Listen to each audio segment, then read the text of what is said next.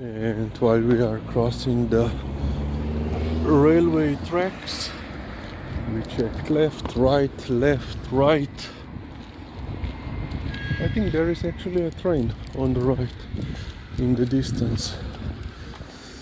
So yeah, in this past week, I think only in just a span of like 4 days in Slovenia we had 3 major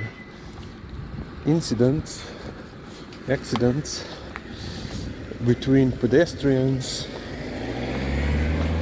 and trains. Of course, you know, the fault is, I assume, just on the pedestrian side, and unfortunately in 2 cases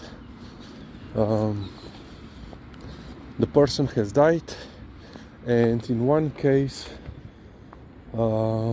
it is a female teenager. She actually survived and is in hospital in mortal danger. I think that you can see someone once again refusing to walk. Grimo, ajde.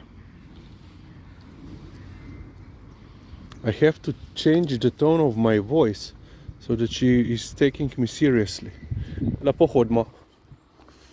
You know, that couple in the pram, with the pram, you know, they were walking behind us and they are so much ahead because this one is too lazy to walk. And back to the, you know, to the railway, you can see actually here, you know, this is like official crossing, but let's say the students from those 2 high schools up ahead, they will cross. Lizzie, Greva. I have to actually drag her.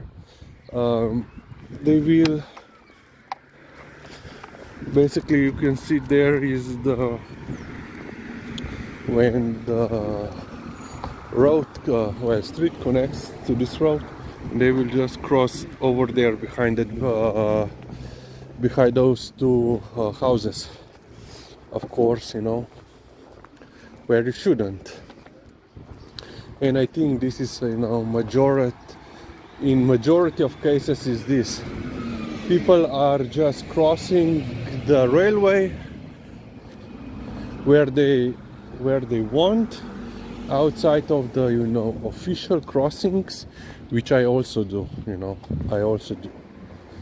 but they do not check left and right, and they think, oh yeah, the train is in the distance, I have plenty of time.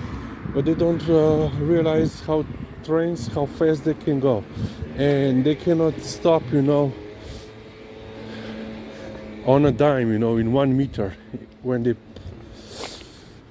they pull the brakes. And in the last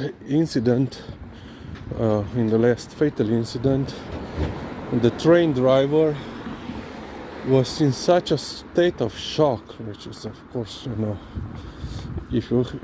I think you can imagine what happens to the person, to the body, when it's hit by, you know, several tons worth of metal. And he was in such a shock that he couldn't operate the train anymore. So the railway had to dispatch a replacement driver so that he could, you know, then take the train to the next station, so that the passengers could be, you know, detrained, and then they were put on the buses, or bus. I think it was just 1 bus, and, you know, so that they could continue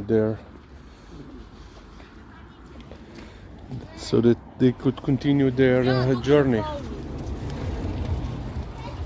And I think, you know, in the most of the cases, the problem is that people overestimate their abilities, underestimate the abilities of the car, or they are so caught up in their mind that they never actually look